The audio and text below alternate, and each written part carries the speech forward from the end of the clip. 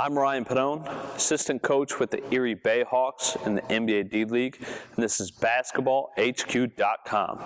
This is our hook warm-up drill. This is a drill we do with our guards because if you watch Tony Parker, if you watch Steve Nash, Derrick Rose, they all have a great hook shot, which most guards don't have. And we also do this with our big guys because most big guys will shoot hooks in the game, but this is a great way, almost like we want our guards to kind of make 70, 80 threes at the end of practice. This is a great way for them to develop that skill and really develop the hook shot. The other thing it's really good at is you end up making 20 to 40 weak hand shots.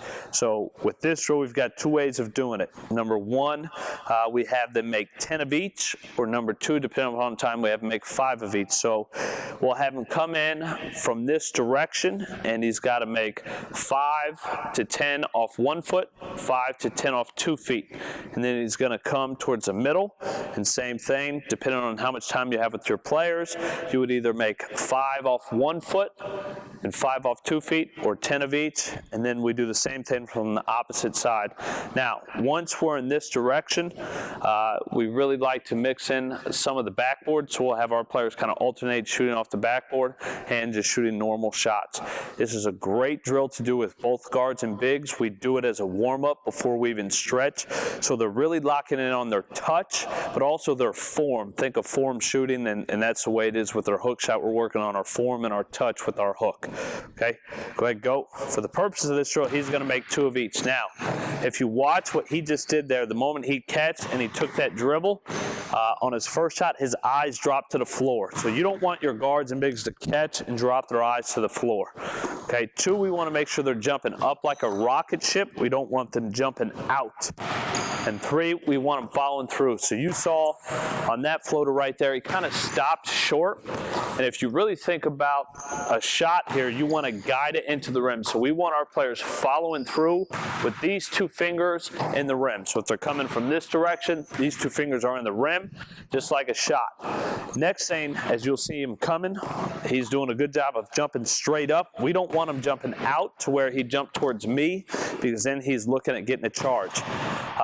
And here, hold on real quick, you'll see, especially with their weak hand, a lot of times you'll see players, they'll over-rotate. And what they're doing as a smaller player, an example, is I'm taking it, if he's guarding me, and I'm bringing that ball to him to block his shot. I want to keep my shoulder and create that separation in order to get my hook shot off.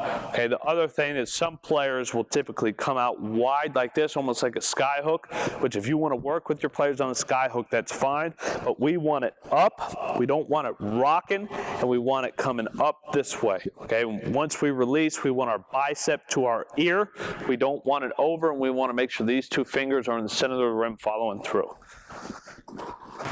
Good. And so we'll have our players, you kind of stop there. We really want them following through. It's a skill that you have to continue to work on with your players on really following through.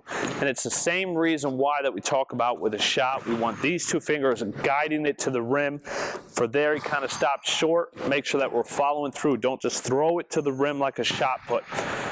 But this is a great way to really work with your bigs and your guards on developing that hook shot. Every position needs to be able to hit a hook shot in the paint. Make sure we're not over-rotating.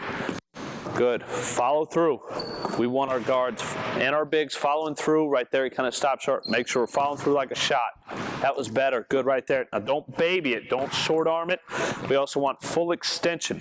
And then the other thing, as players are shooting hooks, hold on real quick, you'll often see big guys do.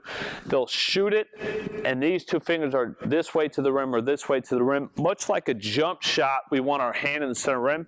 It's the same way with our hook shot. When we release it, we want our hand directly in the center of the rim coming off these 2 fingers.